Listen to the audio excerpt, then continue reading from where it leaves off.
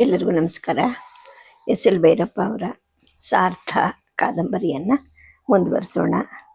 ನಾಗಭಟ್ಟ ಒಂದು ಸಾರ್ಥದ ಗುಂಪಿನ ಜೊತೆಗೆ ಪ್ರಯಾಣವನ್ನು ಬೆಳೆಸ್ತಾ ಹೋಗ್ತಾನೆ. ಎದುರುಗಡೆಗೆ ಒಂದು ದರೋಡೆಕೋರರ ಗುಂಪು ಎದುರಾಗುತ್ತೆ.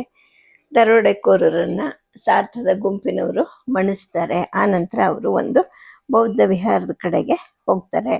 ನಾಗಭಟ್ಟನಿಗೆ ಇದ್ದಂತಹ ಒಂದು ಅನುಮಾನ ಅಂದರೆ ಮಣಿಭದ್ರಾಯ ಅಂದ ತಕ್ಷಣ ಅವರೆಲ್ಲರೂ ಹೆದರ್ಕೊಂಡ ಹಾಗೆ ಅನ್ನಿಸ್ತು. ಏನಿದು, ಇದು ಯಾಕೆ ಬಂತು ಅಂತ ಕೂಡ ಬುಧಶ್ರೇಷ್ಠಿನಲ್ಲಿ ಆತ ಕೇಳ್ತಾನೆ. ಆಗ ಆತ ಹೇಳ್ತಾನೆ, ಯಾವ ದೇವತೆಗಳಾದ್ರೂ ಸಾಗರದ ಸಾರ್ಥರನ್ನು ಅಥವಾ ಪ್ರಯಾಣಿಕರನ್ನು ಸಂರಕ್ಷಿಸೋಕ್ಕೆ ಅಂತ ನಿಯುಕ್ತರಾಗಿರುವಂತಹ ದೇವತೆಗಳು ಇದ್ದಾರಾ ಅಂತ ಕೇಳ್ತಾನೆ. ಜೊತೆಗೆ ವೈದಿಕ ಧರ್ಮ ಪರಂಪರೆಯಲ್ಲಿ ಸಾಗರದ ಪ್ರಯಾಣವನ್ನೇ ನಿಷೇಧಿಸಿರ್ತಾರೆ.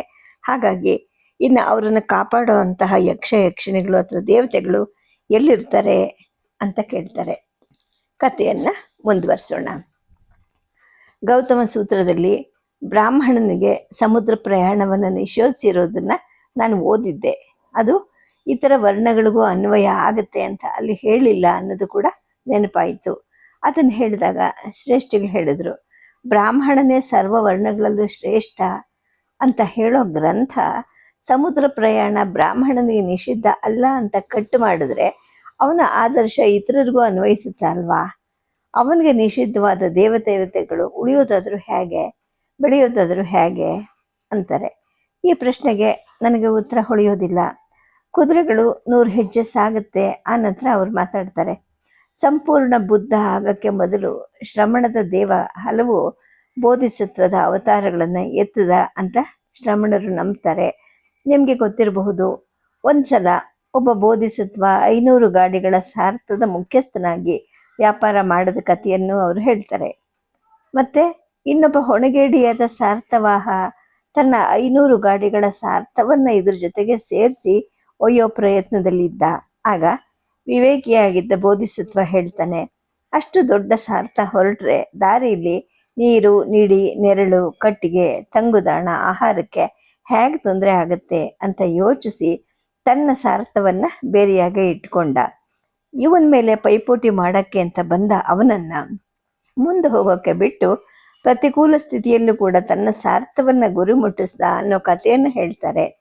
ಮತ್ತು ಸಲ ಬೋಧಿಸತ್ವ ಕಾಶಿಯಲ್ಲಿ ಸಾರ್ಥವಾಹನರ ಕುಟುಂಬದಲ್ಲೇ ಹುಟ್ಟಿ ನೀರು ನೆರಳಿಲ್ಲದ ಭೂಮಿಯಲ್ಲಿ, ಮರುಭೂಮಿನಲ್ಲಿ ಯಾರಿಗೂ ಜೀವಕ್ಕೆ ಅಪಾಯ ಆಗದೆ ಇರೋ ಹಾಗೆ ಸಾರ್ಥವನ್ನು ನಡೆಸಿದ ಅನ್ನೋ ವಿವರವಾದ ವರ್ಣನೆ ಇನ್ನೊಂದು ಕಥೆಯನ್ನು ಹೇಳ್ತಾರೆ. ಹೀಗೆ ಶ್ರೇಷ್ಠಿ ಒಂದೊಂದನ್ನೇ ಹೇಳ್ತಾ ಹೋದರು. ಇನ್ನೊಮ್ಮೆ ತುಂಬಿದ ನೌಕೆ ಸಮುದ್ರ ಮಧ್ಯದಲ್ಲಿ ಬರ್ತಿತ್ತು. ವ್ಯಾಪಾರಿಗಳೆಲ್ಲ ಮುತ್ತು ರತ್ನಗಳನ್ನು ತುಂಬಿಕೊಂಡಿದ್ರು. ಅನುಕೂಲಕರವಾದ ಗಾಳಿನೂ ಬೀಸ್ತಾ ಇತ್ತು. ದಾರಿಯಲ್ಲಿ ಕೂಡ ಅವ್ರಿಗೆ ಎಷ್ಟೋ ಮೀನುಗಳು ಕಂಡವು. ದೊಡ್ಡ ಮೀನುಗಳು ಚಿಕ್ಕ ಮೀನುಗಳನ್ನ ತಿಂತಾ ಇದ್ದುದನ್ನು ಕೂಡ ಅವ್ರು ನೋಡಿದ್ರು. ಆಗ ಒಂದು ಭಾರಿ ತಿಮಿಂಗಲ ಅವರೆದುರಿಗೆ ತೇಲ್ತಾ ಇದ್ದಿದ್ದು ಕಾಣಿಸ್ತು. ಸಮುದ್ರ ವ್ಯಾಪಾರದಲ್ಲಿ ಬೇಕಾದಷ್ಟು ಅನುಭವ ಇದ್ದ ಅವರು ಕೂಡ ಅಂತಹ ದೊಡ್ಡ ತಿಮಿಂಗಲವನ್ನು ನೋಡಿರುವುದಿಲ್ಲ. ಅದರ ಮೈಯ 3ರಲ್ಲಿ 1 ಭಾಗ ಮಾತ್ರ ಇವರಿಗೆ ಕಾಣಿಸ್ತಿತ್ತು. ಅದು ತನ್ನ ದವಡೆಯನ್ನು ಹಿಗ್ಗಲಿಸಿದ್ರೆ ಸಮುದ್ರದ ನೀರು ನದಿ ಪ್ರವಾಹದ ಹಾಗೆ ಬಾಯಿಯೊಳಗೆ ನುಗ್ಗುತ್ತಾ ಇತ್ತು. ಅದ್ರ ಜೊತೆಗೇನೆ ಆಮೆಗಳು, ನೀರು ಕುದುರೆಗಳು ಕೂಡ, ನೀರು ಹಂದಿಗಳು, ಲೆಕ್ಕ ಇಲ್ದಿರಷ್ಟು ಸಣ್ಣ ಮೀನುಗಳು ಪ್ರತಿಯೊಂದು ಅದರ ಬಾಯಿಯೊಳಗಡೆಯಿಂದ ಹೊಟ್ಟೆ ಒಳಗಡೆ ಹೋಗ್ತಾ ಇದ್ವು. ಅದರ 2 ಕಣ್ಣುಗಳು ಕೂಡ ಉರಿತಾ ಇದ್ದಂತಹ ಕೆಂಪು ರತ್ನದ ಹಾಗೆ ಹೊಳಿತಾ ಇದ್ವು. ಅದು ತನ್ನ ಬಾಯಿಂದ ಕಲಕಿ ಎಬ್ಬಿಸ್ತಿದ್ದ ನೀರಿನ ಸುಳಿಗೆ ಹಡಗು ಸಮತೋಲವನ್ನು ಕಳ್ಕೊಂತು. ನೀರಿನ ಸುಳಿ ಹುಟ್ಟಿ ಅದರಲ್ಲಿ ಹಡಗು ಸುತ್ತಕ್ಕೆ ಶುರುವಾಯಿತು. ಆಗ ನೌಕಾ ನಿರ್ಯಾಮಕ ವರ್ತಕರನ್ನು ಉದ್ದೇಶಿಸಿ ಗಟ್ಟಿಯಾಗಿ ಹೇಳ್ತಾನೆ, ನನ್ನ ಬುದ್ಧಿಶಕ್ತಿಯನ್ನು ಉಪಯೋಗಿಸಿ ನಾನು ಹಡಗು ನಡೆಸ್ತಾ ಇದ್ದೀನಿ. ಇಂತಹ ದೊಡ್ಡ ತಿಮಿಂಗಿಲವನ್ನು ನಾನು ಯಾವತ್ತೂ ನೋಡೇ ಇರಲಿಲ್ಲ. ಈಗ ನೀವೆಲ್ಲರೂ ನಿಮ್ಮ ನಿಮ್ಮ ದೇವರುಗಳನ್ನ ಪ್ರಾರ್ಥನೆ ಮಾಡಿ, ಅದನ್ನು ಬಿಟ್ಟು ಬೇರೆ ದಾರಿ ಇಲ್ಲ ಅಂತ. ಅವರೆಲ್ಲರೂ ತಮ್ಮ ತಮ್ಮ ಇಷ್ಟ ದೇವತೆಗಳನ್ನು ಬೇಡ್ಕೊಳ್ಳೋಕೆ ಶುರು ಮಾಡಿದ್ರು. ಆದರೆ ಏನು ಪ್ರಯೋಜನ ಆಗಲಿಲ್ಲ. ತಿಮಿಂಗಿಲ ತನ್ನ ಬಾಯನ್ನು ತೆಗೆದುಕೊಂಡು ವಿಜೃಂಭಿಸ್ತಿತ್ತು. ಆಗ ನಿರ್ಯಾಮಕ ಹೇಳ್ತಾನೆ, ಈಗ ನಾನು ಬುದ್ಧನ ಪ್ರಾರ್ಥನೆ ಮಾಡ್ತೀನಿ ನೋಡಿ, ಅವನೊಬ್ಬನೇ ನಮಗೆ ಕೊನೆ ದಿಕ್ಕು ಅಂತ ವರ್ತಕರಿಗೆ ಹೇಳಿ ಕೂಗಿ ಕಣ್ಣು ಮುಚ್ಕೊಂಡು ಬುದ್ಧಂ ಶರಣಂ ಗಚ್ಚಾಮಿ ಧರ್ಮಂ ಶರಣಂ ಗಚ್ಚಾಮಿ ಅಂತ ಪ್ರಾರ್ಥನೆ ಮಾಡಕ್ಕೆ ಶುರು ಮಾಡ್ದ. ನೃತ್ಯದ ಉಡೆಯಲ್ಲಿದ್ದ ವರ್ತಕರೆಲ್ಲರೂ ಉಸಿರು ಬಿಗಿ ಹಿಡಿದು ನೋಡ್ತಾ ಇರ್ತಾರೆ. ಪ್ರಾರ್ಥನೆ ಸಾಗ್ತಾ ಇದ್ದ ಹಾಗೆ ತಿಮಿಂಗಲ ನಿಧಾನವಾಗಿ ತನ್ನ ಬಾಯನ್ನು ಮುಚ್ಕೊಳ್ಳುತ್ತೆ. ನೀರಿನ ಅಲೆಗಳು ಇಳದೇ ಇರೋ ಹಾಗೆ ನಿಧಾನವಾಗಿ ನೀರಲ್ಲಿ ಮುಳುಗಿ ಅದು ಹೊರಟು ಹೋಗುತ್ತೆ. ನೀರಲ್ಲಿ ಸುಳಿ ನಿಂತ್ಕೊಳ್ಳುತ್ತೆ, ಅಲೆಗಳು ಶಾಂತ ಆಗತ್ವೆ. ಈ ಥರ ಅವ್ರು ಹೇಳ್ತಾ ಇದ್ರು. ಆಗ ನನ್ನ ಮಧ್ಯೆ ಬಾಯಿ ಹಾಕಿದೆ, ಶ್ರೇಷ್ಠಿಗಳೇ, ಇಂತಹ ಕಥೆಗಳನ್ನು ಯಾರು ಬೇಕಾದರೂ ಕಟ್ಟಬಹುದಲ್ವಾ? ತಮ್ಮ ದೇವರ ತಮ್ಮ ಮತದ ಪ್ರಚಾರಕ್ಕೆ ಅಂತ ಇಂತಹ ಕಥೆಗಳನ್ನು ಕಟ್ಟಿ ಬಳಸಿ ಮುಗ್ಧ ಜನರನ್ನು ಆಕರ್ಷಣೆ ಮಾಡುವಂತಹ ಉಪಾಯವನ್ನು ಆ ಶ್ರಮಣರು ಮಾಡ್ತಾ ಇದ್ದಾರಲ್ವಾ ಅಂತ ನಾನಂದೆ. ಆಗ ಶ್ರೇಷ್ಠಿಗಳು ನಕ್ಕರು. ನಾನು ಅವ್ರ ಮುಖವನ್ನೇ ನೋಡ್ತಾ ಇದ್ದೆ. ನಮ್ಮ ಹಿಂದೆ ಮುಂದೆ ಕುದುರೆಗಳು ಏಕತನವಾಗಿ ಹೆಜ್ಜೆ ಹಾಕ್ತಾ ಇದ್ವು. ನೀರಿನಂತೆ ಮಟ್ಟಸವಾದ ಭೂಮಿ ಮೇಲೆ ನಮ್ಮ ಕುದುರೆ ಮತ್ತು ಎತ್ತಿನ ಗಾಡಿಗಳ ಸಾಲಿಗೆ ಅನುಗುಣವಾಗಿ ಎದ್ದ ಧೂಳು ಸಾಲಿನ ಆಕೃತಿಗೆ ವಿಚಿತ್ರ ಆಕರ್ಷಣೆಯನ್ನು ಕೊಡ್ತಾ ಇತ್ತು. ಅವ್ರು ಹೇಳಿದ್ರು, ಇಂತಹ ಪ್ರಚಾರಕ್ಕೆ ಅನುಕೂಲವಾದ ಕಥೆಯನ್ನು ಯಾರು ಬೇಕಾದರೂ ಕಟ್ಟಬಹುದು, ಅದೇನೋ ನಿಜ. ಆದರೆ ವೈದಿಕರು ಯಾಕೆ ಕಟ್ಟಲಿಲ್ಲ ಹೇಳಿ? ನಿಮ್ಮ ದೇವರ ಮಹಿಮೆಯನ್ನು ಮೆರೆಸುವಂತಹ ಕಥೆಗಳನ್ನು ನೀವು ಕಟ್ಟಿಲ್ವಾ? ಊರು ಗೇರಿ ಮನೆ ಮಠಗಳನ್ನು ಬಿಟ್ಟು ವರ್ಷಗಟ್ಟಲೆ ಹೀಗೆ ದೂರ ದೂರದ ದೇಶಗಳನ್ನು ಸುತ್ತುವಂತಹ ಜೀವಾಪಾಯದ ಜಲಜಂತುಗಳು, ಜಂಜಾವಾತಗಳು, ಭಯಂಕರ ಅನ್ಯ ಜನಾಂಗಗಳ ಮಧ್ಯೆ ಸಮುದ್ರಯಾನ ಮಾಡುವಂತಹ ನಮ್ಮಂತಹ ಸಾರ್ಥರಿಗೆ ಮನಸ್ಸಿಗೆ ಸಮಾಧಾನ ಮಾಡುವಂತಹ ಕಥೆಗಳನ್ನು ನೀವು ಯಾಕೆ ಕಟ್ಟಲಿಲ್ಲ ಹೇಳಿ? ಯಾವ ದೇವರು ತಾನೇ ನಮ್ಮ ಕುಲದಲ್ಲಿ ಹುಟ್ಟಿ ನಮ್ಮ ಕಸುಬನ್ನು ಮಾಡಿ ಕಸುಬಿನ ಅವಘಡಗಳನ್ನು ತಪ್ಪಿಸಿ ನಮ್ಮ ಕಸುಬಿಗೆ ಘನತೆ ಕೌಶಲ್ಯಗಳನ್ನು ತಂದು ಕೊಡ್ತಾನೋ ಅವನ ಮೇಲೇ ನಮಗೆ ಭಕ್ತಿ ಹುಟ್ಟೋದು ಸಹಜ ಅಲ್ವಾ ಅಂದರು. ಈ ಪ್ರಶ್ನೆ ಗುರಿ ನನ್ನನ್ನು ಮುಟ್ತು. ವೈದಿಕರಲ್ಲಿ ಯಾಕೆ ಇಂಥ ದೇವರಿಲ್ಲ? ಕಾಡು ಕಿಚ್ಚು ಹೊತ್ತದೇ ಇರಲಿ ಅಂತ, ಮನೆಗೆ ಬೆಂಕಿ ಬೀಳದೇ ಇರಲಿ ಅಂತ ಮಾಡುವಂತಹ ಪ್ರಾರ್ಥನೆಗಳಿವೆ. ಮಳೆ ಗಾಳಿ ನೀರುಗಳಿಂದ ಸಂರಕ್ಷಿಸುವಂತಹ ದೇವತೆಗಳೂ ಇದ್ದಾರೆ. ದುಷ್ಟಶಕ್ತಿಗಳಿಂದ ಕಾಪಾಡುವಂತಹ ದೈವಗಳಿದೆ. ವಿದ್ಯಕ್ಕೆ ದೇವತೆ ಇದೆ, ಬುದ್ಧಿಯನ್ನು ಪ್ರಚೋದಿಸೋಕ್ಕೂ ದೇವತೆ ಇದೆ, ಸಂಪತ್ತು ಕೊಡೋ ದೇವತೆನೂ ಇದೆ. ಆದರೆ ಸಾರ್ಥವನ್ನು ಕಾಪಾಡುವಂತಹ ವಿಶೇಷ ಹೊಣೆ ಹೊತ್ತ ದೇವರು ಅಥವಾ ಯಕ್ಷನನ್ನು ನಮ್ಮವ್ರು ಯಾಕೆ ಕಂಡುಹಿಡಿಲಿಲ್ಲ ಅನ್ನಿಸ್ತು. ಈ ಸಮಸ್ಯೆಯನ್ನು ಶ್ರೇಷ್ಠಿಗಳ ಕೈಲಿ ಹೇಳಿದಾಗ ಅವರಂದರು, ನನಗೆ ಅಲ್ಪ ಸ್ವಲ್ಪ ವೇದಪಾಠ ಆಗಿದೆಯಾ ಹೊರತು ಅದರಲ್ಲಿ ಪ್ರವೇಶವಾಗಲಿ ತಿಳುವಳಿಕೆ ಆಗಲಿ ನನಗಿಲ್ಲ. ಆದರೆ ನನ್ನ ವ್ಯವಹಾರ ಬುದ್ಧಿಗೆ ತೋಚಿದ್ದನ್ನು ನಾನು ಹೇಳ್ತೀನಿ. ವೇದಗಳು ಇನ್ನವೆಲ್ಲ ಹಳೆ ಕಾಲದವು. ಕೃಷಿ ಗೋಪಾಲನೆಗಳಿಗೆ ತಕ್ಕ ಮಂತ್ರಗಳೇನೋ ಇವೆ, ಮಂತ್ರಾದಿ ದೇವತೆಗಳು ಇವೆ. ಆದರೆ ಆಗ ಇಷ್ಟು ವ್ಯಾಪಾರ ಸಾಪಾರ ಇರಲಿಲ್ಲ. ವೇದದ ಅರ್ಥ ಹುಡುಕುವಂತಹ ನಿಮ್ಮಂಥ ಪಂಡಿತರಿಗೆ ವ್ಯಾಪಾರ ಬೆಳೆಸೋ ಬುದ್ಧಿನೂ ಇಲ್ಲ, ಅಸ್ತೇನೂ ಇಲ್ಲ. ಇನ್ನು ಅದಕ್ಕೆ ತಕ್ಕ ದೈವದ ಸಾಕ್ಷಾತ್ಕಾರ ಹೇಗಾಗುತ್ತೆ? ನೀವು ಇನ್ನೊಂದು ಸಂಗತಿ ಗಮನಿಸಿರಬಹುದು. ಸಾರ್ಥ ಹೊರಡಿತು ಅಂದರೆ ಎಲ್ಲರಿಗೂ ಒಟ್ಟಿಗೆ ಅಡುಗೆ ಮಾಡಿ ಎಲ್ಲರೂ ಒಟ್ಟಿಗೆ ಉಂಡು ಮುಗಿಸಿದ್ರೆ ಎಷ್ಟು ಸುಲಭ ಆಗುತ್ತೆ. ಇನ್ನೊಬ್ಬನ ಜಾತಿ ಬೇರೆ, ಅವನು ಮಾಡಿದ್ದನ್ನು ನಾನು ಉಣ್ಣಲ್ಲ, ನನ್ನದನ್ನು ನಾನು ಬೇಯಿಸ್ಕೋತೀನಿ ಅಂತ ಪ್ರತಿಯೊಬ್ಬ ಆಳು ಒಂದೊಂದು ಒಲೆಯನ್ನು ಹೂಡ್ಕೊಂಡು ಕೂತ್ರೆ ಬಾಕಿ ಕೆಲಸ ಆಗೋದಾದರೂ ಹೇಗೆ? ಬೌದ್ಧ ಧರ್ಮಕ್ಕೆ ಸೇರಿಬಿಟ್ರೆ ಈ ಊಟ ಉಪಚಾರಗಳ ಭೇದ ತಪ್ಪುತ್ತೆ. ತನ್ನ ಭಟರುಗಳು ಬೌದ್ಧರಾದರೆ ನಿರ್ವಹಣೆ ಸುಲಭ ಅನ್ನೋ ಭಾವನೆಯಿಂದ ಸಾರ್ಥವಾಹಾರಗಳು ಅವರಲ್ಲಿ ಈ ಥರ ಹುಟ್ಕೊಂಡಿದ್ರೆ ಆಶ್ಚರ್ಯ ಅಲ್ಲ ಅಲ್ವಾ ಅಂತ ಕೇಳಿದ್ರು. ಈಗ ಅವರು ಮಾತಿನ ಅರ್ಥ ನನಗಾಗ್ತಾ ಹೋಯಿತು. ಪ್ರತಿ ಸಂಜೆನೂ ಎಲ್ಲಾದರೂ ಬೀಡ್ಬಿಟ್ಟಾಗ ಅದೆಷ್ಟೋ ಜನ ಅದೆಷ್ಟೋ ಕಲ್ಲುಗಳನ್ನು ಹೂಡಿ ಒಲೆ ಹೊತ್ತಿಸ್ಕೊತಾ ಇದ್ರು. ಉಗ್ರಾಣದ ಗಾಡಿಯಿಂದ ಅಕ್ಕಿ, ಹೆಸರು ಕಾಳು, ಉಪ್ಪು, ತುಪ್ಪ ಇವುಗಳನ್ನು ಇಸ್ಕೊಂಡು ನಾನು ಕೂಡ ಒಂದು ಪುಟ್ಟ ತಪ್ಪಲೆಯಲ್ಲಿ ಹುಗ್ಗಿಯನ್ನು ಬೇಯಿಸ್ಕೊತಾ ಇದ್ದೆ. ಬ್ರಾಹ್ಮಣ ಜಾತಿಯ ಇತರ ಹಲವರು ಸಾರ್ಥದಲ್ಲಿ ಇದ್ದರೂ ಕೂಡ ಅವರ ದೇಶಾಚಾರ ಕುಲಾಚಾರಗಳು ನನಗೆ ಗೊತ್ತಿರಲಿಲ್ಲ. ಅವರು ನಿತ್ಯ ಆಹ್ನಿಗಳನ್ನು ಮಾಡ್ತಾರೋ ಇಲ್ವೋ ಅನ್ನೋ ನಂಬಿಕೆನೂ ನನಗೆ ಇರಲಿಲ್ಲ. ಮನೆಯ ಕಟ್ಟಳೆಯಿಂದ ವಿದ್ಯಾಭ್ಯಾಸ ಮಾಡಿದ ಗುರುಕುಲದ ಶಿಕ್ಷಣದಿಂದ ನಾನು ಮಾತ್ರ ಕರ್ಮಠ ಬ್ರಾಹ್ಮಣನೇ ಆಗಿದ್ದೆ. ಈ ಕಟ್ಟನ್ನು ಸ್ವಲ್ಪ ಸಡಿಲ ಮಾಡಿ ಸಾರ್ಥದ ಶ್ರೇಷ್ಠಿಗಳಿಗೆಲ್ಲ ಒಟ್ಟಿಗೆ ಆಳುಗಳು ಮಾಡೋ ಅಡುಗೆಯನ್ನು ನಾನು ಉಂಡ್ರೆ ಪ್ರಯಾಣ ಎಷ್ಟು ಸುಲಭ ಅಲ್ವಾ ಅನ್ನಿಸ್ತು. ಆದರೆ ಕಟ್ಟಳೆ ಅದನ್ನು ಮೀರೋದು ಹೇಗೆ? ಅಲ್ಲದೆ ನಾನು ಉನ್ನತ ಅಧ್ಯಯನಕ್ಕೆ ಅಂತ ಕಾಶಿಗೆ ಹೋಗ್ತಾ ಇದ್ದೀನಿ ಅಂತ ಸೋಗ್ನಲ್ಲಿ ಇದ್ದೀನಿ. ಕಟ್ಟಳೆಗಳನ್ನು ಮೀರಿದ್ರೆ ಇವರು ನನ್ನನ್ನು ಸಂಶಯದಿಂದ ಕಾಣ್ತಾರಲ್ವಾ ಅನ್ನೋ ಒಂದು ಎಚ್ಚರಿಕೆ ನನ್ನಲ್ಲಿ ಮೂಡ್ತು. ಆಗ ಅವರನ್ನ ಒಂದು ಪ್ರಶ್ನೆ ಕೇಳಿದೆ. ದರೋಡೆಕೋರರು ಕೂಡ ಮಣಿಭದ್ರ ಯಕ್ಷನ ಆಣೆ ಅಂತ ಅಂದ್ರಲ್ವಾ, ಈ ಶ್ರಮಣ ದೇವತೆ ಆ ಅರೆಕಾಡು ವಾಸಿಗಳನ್ನ ಹೇಗೆ ಆಕ್ರಮಿಸ್ಕೊಂತು ಅಂತ ಕೇಳಿದೆ. ಆಗ ಶ್ರೇಷ್ಠಿಗಳು ಹೇಳಿದ್ರು, ಮತಪ್ರಚಾರಕ್ಕೆ ಎಲ್ಲೆಲ್ಲೂ ಹೋಗೋ ಶ್ರಮಣ ಭಿಕ್ಷುಗಳು ಆ ಕಾಡನ್ನು ಹೊಕ್ಕಿರಬಹುದು ಅನ್ಸುತ್ತೆ, ಅಥವಾ ಕಳ್ಳರ ಜೊತೆಗೇನೆ ಅವರು ಕಳ್ಳರೇ ಇರಬಹುದೇನೋ, ಅಥವಾ ಸಾರ್ಥರನ್ನ ಕಾಪಾಡೋ ದೇವರನ್ನೇ ಭಕ್ತಿಯಿಂದ ಒಲಿಸ್ಕೊಂಡ್ಬಿಟ್ರೆ ಕಳ್ಳತನ ಸುಲಭ ಆಗತ್ತೆ ಅಂತ ಬಹುಶಃ ಆ ಕಳ್ಳರಿಗೂ ಅನ್ಸಿರಬಹುದೇನೋ, ಹಾಗಾಗಿ ಅವರು ಕೂಡ ಮಣಿಭದ್ರ ಯಕ್ಷನ ಆಣೆ ಹೇಳಿರಬಹುದಲ್ವಾ ಅಂತ ಮಾತು ನಿಲ್ಲಿಸಿದ್ರು.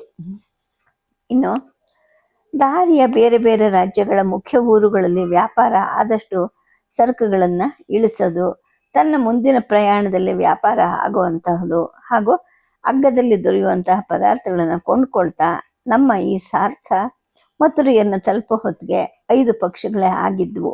ಅಂದರೆ ನಾನು ನನ್ನೂರು ತಾರಾವತಿಯನ್ನು ಬಿಟ್ಟಿದ್ದು ಆಶ್ವೀಜ ಶುಕ್ಲ ತದಿಗೆ ಎಂದು. ಇವತ್ತು ಮಾರ್ಗಶಿರ ಬಹಳ ಚೌತಿ. ಕುದುರೆ ಮೇಲೆ ಬಂದಿದ್ರೆ ಅಥವಾ ದಿನಕ್ಕಿಷ್ಟು ಅಂತ ಬೆಳಗ್ಗಿಂದ ಸಂಜೆವರೆಗೂ ನಡೆದಿದ್ರೆ ಇದರ ಅರ್ಧದಷ್ಟು ಕಾಲನೂ ಬೇಕಾಗ್ತಿರ್ಲಿಲ್ಲ. ಆದರೆ ಹಾಗೆ ಒಂಟಿಯಾಗಿ ಅಥವಾ ಸಣ್ಣ ಗುಂಪಲ್ಲಿ ಪ್ರಯಾಣಿಸೋದವ್ರಿಗೆ ರಕ್ಷಣೆ ಈ ಪ್ರದೇಶದಲ್ಲಿ ಸಿಗ್ತಿರ್ಲಿಲ್ಲ.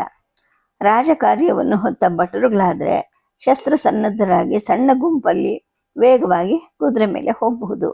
ನಮ್ಮಂಥ ಸಾರ್ಥಗಳಿಗೆ ಎಷ್ಟೋ ಕಡೆ ಗಿಡಗೊಚ್ಚುಗಳನ್ನು ಕಡ್ಕೋಬೇಕು, ದಾರಿ ಮಾಡ್ಕೋಬೇಕು, ಗುದ್ದಲಿಯಿಂದ ಹಳ್ಳ ಕೊಳ್ಳಗಳನ್ನು ಮುಚ್ಕೋಬೇಕು, ಗಾಡಿ ಹರಿಯೋ ಹಾಗೆ ಸಮತಟ್ಟು ಮಾಡಿಕೊಂಡು ಸಾಗಬೇಕು.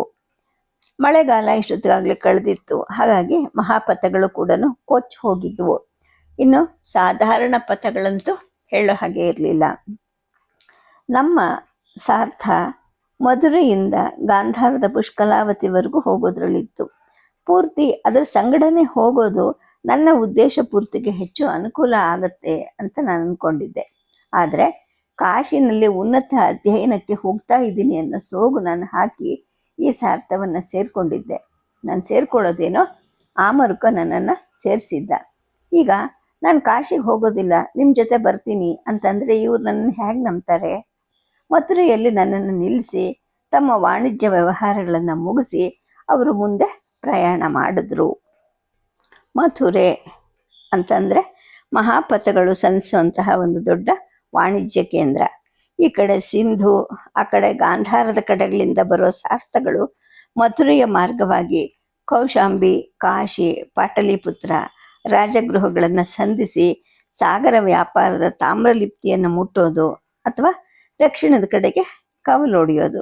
ಒಟ್ಟಿಗೆ 15-20 ಸಾರ್ಥಗಳು ಬಂದರೂ ಕೂಡ ಬೀಡು ಬಿಡಕ್ಕೆ ಅನುಕೂಲ ಆಗೋ ಹಾಗೆ ಬೇರೆ ಬೇರೆ ಮೈದಾನಗಳಿದ್ವು, ನೀರಿನ ವ್ಯವಸ್ಥೆಗಳಿದ್ವು, ತೋಪಿನ ನೆರಳಿತ್ತು. ಎಷ್ಟೋ ಸಾರ್ಥಗಳು ಇಲ್ಲೇನೆ ಸರಕು ವಿನಿಮಯವನ್ನು ಕೂಡ ಮಾಡಿಕೊಂಡು ಹಿಂತಿರುಗ್ತಾ ಇದ್ವು. ಇಂತಹ ವಿನಿಮಯ ವ್ಯಾಪಾರಕ್ಕೆ ಕೂಡ ರಾಜ್ಯಕ್ಕೆ ಕರ ಸಲ್ಲಿಸಲೇಬೇಕಾಗಿತ್ತು. ರಾಜ್ಯಾಧಿಕಾರಿಗಳ ಸಮ್ಮುಖದಲ್ಲೇ ವ್ಯಾಪಾರನೂ ನಡಿಬೇಕಿತ್ತು. ಮಾಡಿದ ವ್ಯಾಪಾರದ ಲೆಕ್ಕವನ್ನು ಕೂಡ ಅಧಿಕಾರಿಗಳು ಪರಿಶೀಲನೆ ಮಾಡ್ತಾ ಇದ್ರು. ಅದಕ್ಕೆಂತಲೇ ಸುತ್ತ ಪೌಳಿ ಹಾಕಿದ ಒಂದು ದೊಡ್ಡ ವ್ಯಾಪಾರದ ಬಯಲನ್ನು ಇಲ್ಲಿ ನಿರ್ಮಾಣ ಮಾಡಿದ್ರು. ಅದರ ದ್ವಾರದಲ್ಲಿ ಮತ್ತು ಸುತ್ತಲೂ ಶಸ್ತ್ರಸನ್ನದ್ಧರಾದ ರಕ್ಷಕ ಭಟರು ಸದಾ ಕಾಯ್ತಾ ನಿಂತಿರ್ತಿದ್ರು. ಸಾರ್ಥವನ್ನು ಬೀಡು ಬಿಡಿಸಿದ ಮೇಲೆ ಬುಧಶ್ರೇಷ್ಠಿ ಮತ್ತು ಆದಿತ್ಯ ಶ್ರೇಷ್ಠಿಗಳಿಬ್ಬರೂ ಒಂದು ದಿಬ್ಬದ ಮೇಲೆ ಕಲ್ಲಲ್ಲಿ ನಿರ್ಮಿಸಿದ್ದಂತಹ ಮಣಿಭದ್ರ ಯಕ್ಷನ ದೇವಾಲಯದ ಕಡೆಗೆ ಹೊರಟರು. ಜೊತೆಯಲ್ಲಿ ನಾನು ಹೊರಟೆ. ಒಳಗೆ ಸುಮಾರು 6 ಮೊಳ ಎತ್ತರದ ವಿಗ್ರಹ ಇತ್ತು. ಒಬ್ಬ ಶ್ರಮಣ ಅರ್ಚಕ ಅಲ್ಲಿದ್ದ. ಇವರು ತಂದಿದ್ದಂತಹ ಸುಗಂಧ ದ್ರವ್ಯಗಳನ್ನು ಇಸ್ಕೊಂಡು ಅವನು ಪೂಜೆ ಮಾಡಿದ. ಇವರು ಭಕ್ತಿಯಿಂದ ಕೈ ಮುಗಿದು ನಮಸ್ಕರಿಸಿ ಆಶೀರ್ವಾದ ಪಡೆದ್ರು. ನಾನು ಕೈಯನ್ನು ಮುಗಿದೆ, ಆದರೆ ನನಗೆ ಭಕ್ತಿ ಹುಟ್ಟಲಿಲ್ಲ. ಅವರಿಬ್ಬರು ಹೊತ್ತು ತಂದಿದ್ದ ಸುಮಾರು 100 ಸುವರ್ಣದ ನಾಣ್ಯಗಳನ್ನು ಅವರು ಗೋಲಕದ ಒಳಗಡೆಗೆ ಹಾಕಿದ್ರು. ಆಗ ಅರ್ಚಕ ಕೇಳ್ದ, ಶ್ರೇಷ್ಠಿಗಳ ದೇಶ ಯಾವುದು, ಯಾವ ಸಾರ್ಥ ಅಂತ. ಆಗ ಬುಧಶ್ರೇಷ್ಠಿಗಳು ಅವರ ಪ್ರಶ್ನೆಗೆ ಉತ್ತರಿಸದೆ, ವಜ್ರಪಾದರು ಇಲ್ಲಿದ್ದಾರಾ, ದರ್ಶನ ಲಭಿಸುತ್ತಾ ಅಂತ ಕೇಳಿದ್ರು. ಆಗ ಆ ಅರ್ಚಕ ಹೇಳ್ದ, ಹಾಗಾದರೆ ಶ್ರೇಷ್ಠಿಗಳು ಧರ್ಮಕ್ಕೂ ಸಂಘಕ್ಕೂ ಸುಪರಿಚಿತರು ಅಂತ ಕಾಣುತ್ತೆ. ನಾನು ಇಲ್ಲಿಗೆ ಹೊಸಬ, ಶ್ರಾವಸ್ತಿಯಿಂದ ಇಲ್ಲಿಗೆ ಬಂದು 6 ತಿಂಗಳಾಯಿತು. ಬನ್ನಿ ಗುರುಗಳಲ್ಲಿ ಕಳಿಸ್ಕೊಡ್ತೀನಿ ಅಂತ ಅಂದ.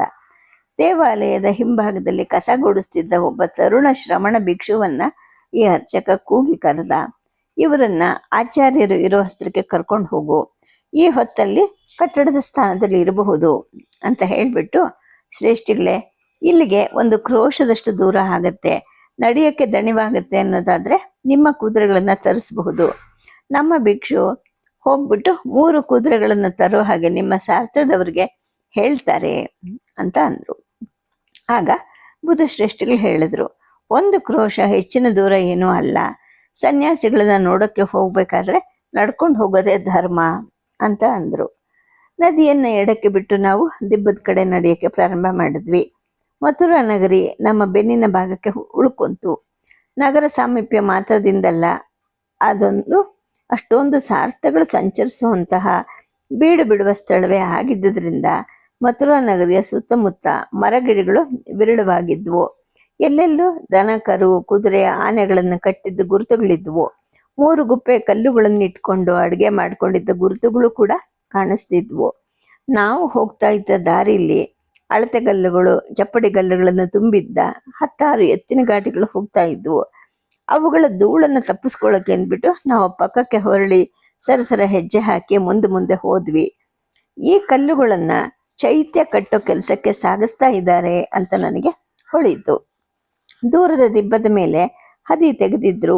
ತುಸು ಕೆಳಗಡೆ 4 ಬೇರೆ ಬೇರೆ ಗಾರೆ ಎರೆದುಕೊಂಡ ಚಕ್ರಗಲ್ಲುಗಳನ್ನು ನೋಡಿ, ಚಕ್ರಗಲ್ಲುಗಳನ್ನ ಜೋಡಿ ಎತ್ತುಗಳು ವೃತ್ತಾಕಾರದಲ್ಲಿ ಎಳೀತಾ ಇದ್ವು. ಒಂದು ಭಾಗದಲ್ಲಿ ಮರಳು ಮತ್ತು ಸುಣ್ಣಗಳನ್ನ ನುಣ್ಣಗೆ ಅರೆದು ಗಾರೆಯನ್ನು ಕೊಟ್ಟು ಸಮಗಲ್ಲುಗಳನ್ನು ಇಟ್ಟು ಹದಿ ಕಟ್ತಾ ಇದ್ರು. ಹದಿಯ ತೋಡುಗಳು ಕಟ್ಟುವಂತಹ ಚೈತ್ರದ ಪರಿಜನ್ನು ತೋರಿಸ್ತಾ ಇದ್ವು. ಸುಮಾರು 100 ಜನ ಆಳುಗಳಲ್ಲಿದ್ರು. ನೀರು ಹೊರೋರಿದ್ರು, ಕಲ್ಲೆತ್ತವರು, ಹಾರೆ ಗುದ್ಲಿಯವರು, ಉಳಿ ಚಾಣ ಸುತ್ತಿಗೆಗಳಿಂದ ಕಲ್ಲು ಕೆಲಸ ಮಾಡೋರು. ಇವರ ಕುಟ್ರ ಸದ್ದು ಕೂಡ ತರಗಿನ ಮೇಲೆ ಸುರಿಯೋ ಮಳೆ ಹಾಗೆ ಇಡೀ ಆವರಣವನ್ನ ವ್ಯಾಪಿಸ್ಕೊಂಡಿತ್ತು. ನಮ್ಮ ಈ ಶ್ರೇಷ್ಠಿಗಳಿಬ್ರು ಜರಿ ಪಂಚೆ ಉಟ್ಕೊಂಡು, ಕಿಂಕಾಪಿನ ಕವಚವನ್ನ ತೊಟ್ಕೊಂಡು, ತಲೆಗೆ ಉಷ್ಣೀಷವನ್ನು ಇಟ್ಕೊಂಡು, ಬೆರಳಿಗೆ ಉಂಗುರ, ಮಣಿಕಟ್ಟಿಗೆ ಚಿನ್ನದ ಕಡಗ, ಕೊರಳಿಗೆ ಮಣಿಹಾರ, ಕಿವಿಗೆ ಕರ್ಣಕುಂಡಲವನ್ನ ಧರಿಸಿದ್ರು. ಆದ್ರಿಂದ ಯಾರ ಗಮನವನ್ನಾದ್ರೂ ಅವರು ಸೆಳೆಯೋ ಹಾಗಿದ್ರು.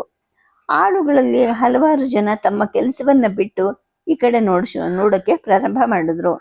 ಒಬ್ಬ ಆಳು ನಮ್ಮ ಸಂಗಡ ಬಂದ ತರುಣ ಭಿಕ್ಕುವಿನ ಜೊತೆಗೆ ಆಚಾರ್ಯರು ಚಪ್ಪರದಡಿಯಲ್ಲಿ ಕೂತಿದ್ದಾರೆ ಅಂತ ತಾನಾಗೆ ಹೇಳ್ದ.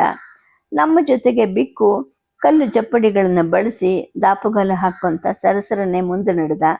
ಚಪ್ಪರದ ಮುಂಬದಿಗೆ ಹೋಗಿ ಸುದ್ದಿ ಮುಟ್ಟಿಸಿದ ತಕ್ಷಣವೇನೆ ನೆರಳಲ್ಲಿ ಕೂತಿದ್ದ ವಜ್ರಪಾದರು ಎದ್ದು ನೆರಳಿಂದ ಹೊರಗೆ ಬಂದ್ರು. ನಮ್ಮನ್ನ ನಿರೀಕ್ಷಣೆ ಮಾಡ್ತಾ ನಿಂತ್ಕೊಂಡ್ರು.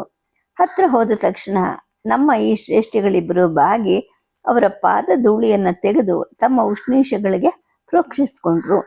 ವಜ್ರಪಾದರು ಸುಮಾರು 50 ವಯಸ್ಸಿನ, ತಲೆಯನ್ನು ಸಂಪೂರ್ಣವಾಗಿ ಮುಡ್ಡನ ಮಾಡಿಸ್ಕೊಂಡಿದ್ದಂತಹ ಮಟ್ಟಸ್ವಾದ ಆಳವರು. ಕಾಷಾಯ ವಸ್ತ್ರವನ್ನ ಲುಂಗಿಯಾಗಿ ಉಟ್ಕೊಂಡು ಅದರದೇ ಒಂದು ಉದ್ದನೆ ಸೆರಗವನ್ನ ಉಪವೀತವಾಗಿ ಹೊದ್ಕೊಂಡಿದ್ರು. ಅವರ ಹೊಳೆಯೋ ಕಣ್ಣುಗಳು ಚುರುಕು ಬುದ್ಧಿಯ ಜೊತೆಗೇನೆ ಲೌಕಿಕ ಪ್ರಾಜ್ಞತೆಯನ್ನು ಕೂಡ ಸೂಸ್ತಾ ಇದ್ವು. ಎಲ್ಲರನ್ನು ಗೆದ್ದುಕೊಳ್ಳುವಂತಹ ವಿಶಾಲವಾದ ಮುಗುಳ್ನಗೆಯ ಮುಖ ಅವರದಾಗಿತ್ತು. ಸುಷ್ಟವಾದ ತೋಳುಗಳು, ಕೃಶವಲ್ಲದ ಕುತ್ತಿಗೆ ಕೂಡ ಎದ್ದು ಕಾಣಿಸ್ತಾ ಇತ್ತು. ಅವ್ರು ಹೇಳಿದ್ರು, ಬುದ್ಧನ ಅನುಗ್ರಹ ನಿಮ್ಮ ಮೇಲೆ, ನಿಮ್ಮ ಸಾರ್ಥದ ಮೇಲೆ ಸದಾ ಇರಲಿ. ಕಳ್ಳಕಾಕರ, ರಾಜಭಟರ, ಮಳೆ ಸಿಡಿಲುಗಳ, ವನ್ಯಮೃಗಗಳ, ಚಂಡಿ, ಚಾಮುಂಡಿ, ಶಾಕಿನಿ, ಡಾಕಿನಿ ಇತ್ಯಾದಿ ದುಷ್ಟಶಕ್ತಿಗಳ ಹಾನಿ ಇಲ್ಲದೆ ನಿಮ್ಮ ಸಂಚಾರ ಸುಗಮವಾಗಿರ್ಲಿ, ಲಾಭಾಂಶ ಶತಗುಣವಾಗ್ಲಿ ಅಂತ ಆಶೀರ್ವಾದ ಮಾಡಿದ್ರು. ಬುಧಶ್ರೇಷ್ಠಿಗಳು ಎತ್ತರನಿಂದ ಆಗಮಿಸ್ತಾ ಇರೋದು ಕಳೆದ ಬಾರಿ ಅಂದ್ರೆ 2 ವರ್ಷದ ಹಿಂದೆ ಸಂದರ್ಶಿಸಿದಾಗ ಊರಿಗೆ ಹೋಗ್ತೀವಿ ಅಂತ ಹೇಳಿದ್ರಿ. ಅಂದ್ರೆ ದಕ್ಷಿಣದಿಂದ ಈಗ ಬಂದಿರಬಹುದಲ್ವಾ? ತಥಾಗತರ ಅನುಗ್ರಹದಿಂದ ಮನೆಯಲ್ಲಿ ಎಲ್ಲರೂ ಕುಶಲವಾ ಅಂತ ಕೇಳಿ ಆನಂತರ ಆದಿತ್ಯ ಶ್ರೇಷ್ಠಿಗಳ ಕಡೆ ತಿರುಗಿದ್ರು. ಈ ಮಹಿಮರ ಸಂದರ್ಶನನೂ ಹಿಂದೆ ಆಗಿತ್ತು. ನೆನಪು ಹಿಂದೆ ಆದಿತ್ಯ ಶ್ರೇಷ್ಠಿಗಳಲ್ವಾ ನೀವು ಅಂತ ಕೇಳಿದ್ರು. ತಮ್ಮ ಗುರುತನ್ನು ಹಿಡಿದಿದ್ರಿಂದ ಆದಿತ್ಯ ಗುಪ್ತರಿಗೂ ಸಂತೋಷ ಆಯಿತು. ಹೌದು, 12 ಸಂವತ್ಸರಗಳ ಪೂರ್ವದಲ್ಲಿ ಅನುಗ್ರಹಿಸಿದ ಸಂದರ್ಶನ ಅದು. ಪೂಜ್ಯರ ನೆನಪಿಗೆ ನಾನು ಬಂದನಲ್ಲ, ಧನ್ಯನಾದೆ ಅಂತ ಅಂದರು. ಆಗ ಅವರು ಹೇಳಿದ್ರು, ನಮ್ಮಂತಹ ಅಲ್ಪ ಸಾಧಕರು 12, 24 ಅಥವಾ ಹೆಚ್ಚು ಅಂದರೆ ಬಾಲ್ಯಾವಸ್ಥೆಯವರೆಗಿನ ನೆನಪನ್ನು ಮಾತ್ರ ತಡಕಿ ತೆಗಿಬಹುದು. ಇನ್ನು ದೊಡ್ಡ ದೊಡ್ಡ ಸಾಧಕರು ಇರ್ತಾರೆ, ಅವರು ತಾಯಿಯ ಗರ್ಭದಲ್ಲಿದ್ದಾಗ ಆದ ಅನುಭವಗಳನ್ನು ಕೂಡ ಸ್ಮೃತಿಗೆ ತಗೊಳ್ತಾರೆ. ಇನ್ನೂ ದೊಡ್ಡವರು ಹಿಂದಿನ ಜನ್ಮದ ಅಥವಾ ಅದಕ್ಕೂ ಹಿಂದಿನ ಜನ್ಮದ ನೆನಪನ್ನು ಕೂಡ ಮುಟ್ಟಬಲ್ಲರು. ತಥಾಗತರು ಕೂಡ ತಮ್ಮ ಹಿಂದಿನ ಅಸಂಖ್ಯ ಜನ್ಮಗಳ ಅನುಭವಗಳನ್ನು ಕಣ್ಣೆದುರು ನೆಡ್ತಾ ಇದೆಯೋನೋ ಅನ್ನೋ ಹಾಗೆ ಸ್ಪಷ್ಟವಾಗಿ ಜ್ಞಾಪಕಕ್ಕೆ ತಗೊಂಡು ಹೇಳ್ತಾ ಇದ್ರು. ಯಾವ ಯಾವ ಜನ್ಮದಲ್ಲಿ ಏನೇನಾಗಿತ್ತು ಅಂತ ಅವ್ರು ಹೇಳಿರೋದನ್ನೇ ಒಂದು ಮಹಾಮಹಿಮವಾದ ಕಥಾ ಸಾಹಿತ್ಯ. ಅದನ್ನು ಓದಿದ್ರೆ ಅಥವಾ ಕೇಳಿದ್ರು ಕೂಡ ನಿರ್ವಾಣಕ್ಕೆ ಮೊದಲ ಹೆಜ್ಜೆ ಆಗತ್ತೆ ಅಂತ ಅಂದರು. ಆಗ ಬುಧಶ್ರೇಷ್ಠರು ನನ್ನ ಪರಿಚಯವನ್ನು ಅವ್ರಿಗೆ ಹೇಳಿದ್ರು. ಇವರು ವಿದ್ವತ್ ಸಂಪಾದನೆಗೋಸ್ಕರ ಕಾಶಿಗೆ ಹೊರಟಿರುವಂತಹ ವೈದಿಕ ಮತದ ಪಂಡಿತರು. ಮಾಹಿಷ್ಮತಿಪುರದ ಮಂಡನ ಮಿಶ್ರ ಅನ್ನೋ ವೇದ ಪಂಡಿತರ ಹೆಸರನ್ನ ನೀವು ಕೇಳಿರಬಹುದಲ್ವಾ? ಅವರ ಶಿಷ್ಯರು ಇವರು. ಇವರನ್ನ ಕಾಶಿಗೆ ತಲುಪಿಸೋ ಹೊಣೆಯನ್ನ ನಾವು ಹೊತ್ತಿದ್ದೀವಿ ಅಂತ ಅಂದರು. ಆಗ ಅವ್ರು ಹೇಳಿದ್ರು, ಸ್ವಾಗತಂ ಭವತಃ ಸ್ವಾಗತಂ. ವೈದಿಕರಿಗೆ ವಿಶೇಷ ಸ್ವಾಗತವನ್ನು ನೀಡ್ತಾ ಇದ್ದೀವಿ. ಎಷ್ಟು ಜನ ಮಹಾಮಹಿಮರಾದ ಬೌದ್ಧಾಚಾರ್ಯರುಗಳು ಪೂರ್ವಾಶ್ರಮದಲ್ಲಿ ವೈದಿಕರೇ ಆಗಿದ್ರು. ಮೊಗ್ಗಲಾನರು, ಸಾರಿಪುತ್ತರು, ನಾಗಸೇನರು, ವಸುಬಂಧುಗಳು, ನಾಗಾರ್ಜುನರು, ಭರ್ತೃಹರಿಗಳು, ಅಶ್ವಘೋಷರು, ಮೊದಲು ಕ್ಷತ್ರಿಯರಾಗಿದ್ದು ಹರ್ಷ, ಅಶೋಕರು. ಬೌದ್ಧ ಪರಂಪರೆಯಲ್ಲಿ ಒಬ್ಬ ದೊಡ್ಡ ಆಚಾರ್ಯ ಆಗುವಂತಹ ಯೋಗ ತಮಗಿದ್ರೆ ಅದು ಫಲ ಕೊಡೋದು ಎಷ್ಟೊತ್ತಿನ ಕೆಲಸ. ತಮ್ಮ ನಾಮಾಂಕಿತವನ್ನು ನೀವು ಅರ್ಹಿ ಅಂತ ಕೇಳಿದ್ರು.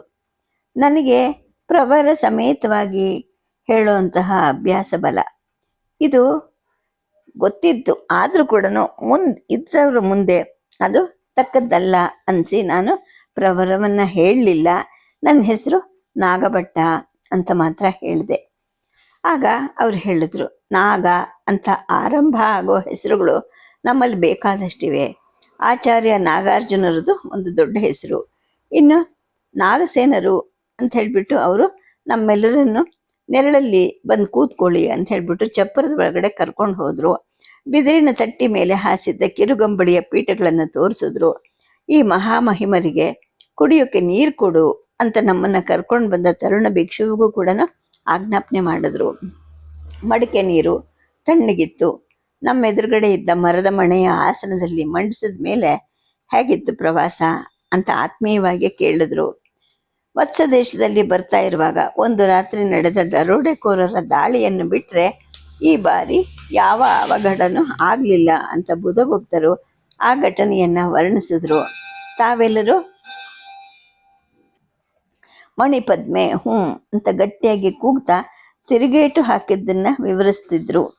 ಆಗ ಅವರು ಮಧ್ಯ ಬಾಯಿ ಹಾಕಿದ್ರು. ನಿಮ್ಮಲ್ಲಿದ್ದ ಪ್ರತಿಯೊಬ್ಬರೂ ಮಣಿಪದ್ಮೆ ಅಂತ ಮಂತ್ರವನ್ನು ಘೋಷಿಸಿದ್ರ ಅಥವಾ ಅಂತ ಮಾತನ್ನು ನಿಲ್ಲಿಸಿದ್ರು. ಆದರೆ ಅವರ ಮುಖವನ್ನೆಲ್ಲ ಆಕ್ರಮಿಸಿದ್ದ ಮುಗುಳ್ನಗೆ ಮತ್ತು ಕಣ್ಣುಗಳ ಮಿಂಚು ತಮಗೆಲ್ಲ ಗೊತ್ತಿದೆ. ಎಲ್ಲರೂ ಈ ಮಂತ್ರವನ್ನು ಘೋಷಣೆ ಮಾಡಿಲ್ಲ.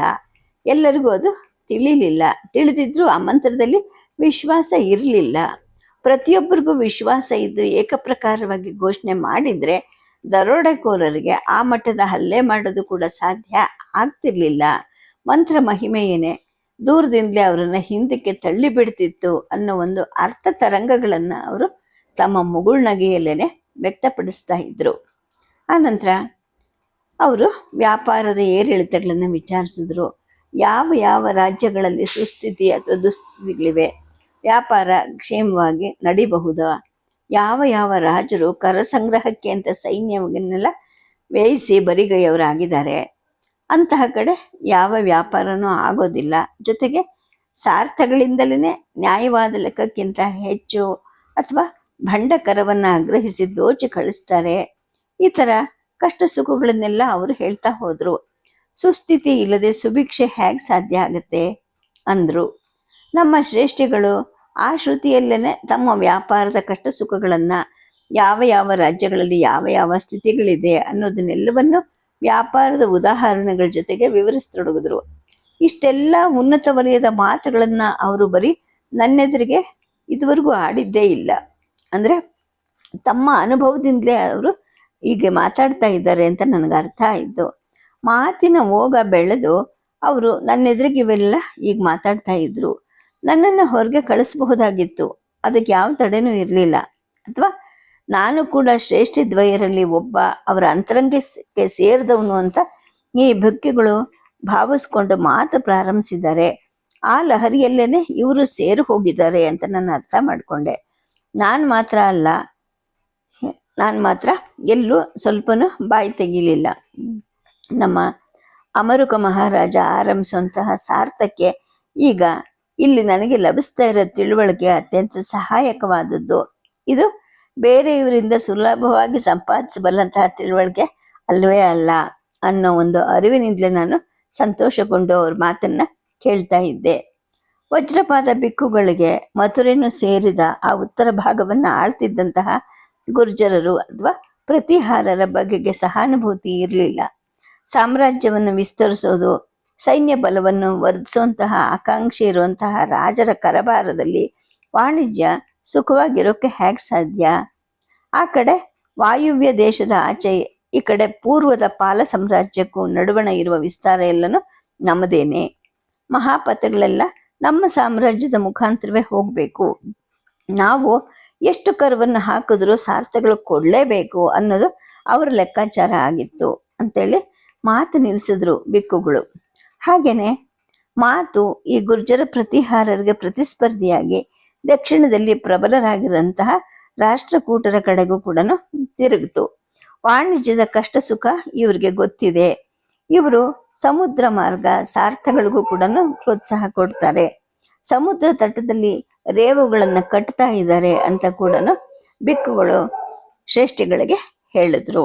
ನಾನು ಮಾತ್ರ ಎಲ್ಲವನ್ನು ಮಾತಾಡದೆ ಮೌನವಾಗಿ ಕೇಳಿಸ್ಕೊತಾ ಇದ್ದೆ. ಸದ್ಯಕ್ಕೆ ಕಥೆಯನ್ನು ನಿಲ್ಲಿಸಿರ್ತೀನಿ. ನಮಸ್ಕಾರ.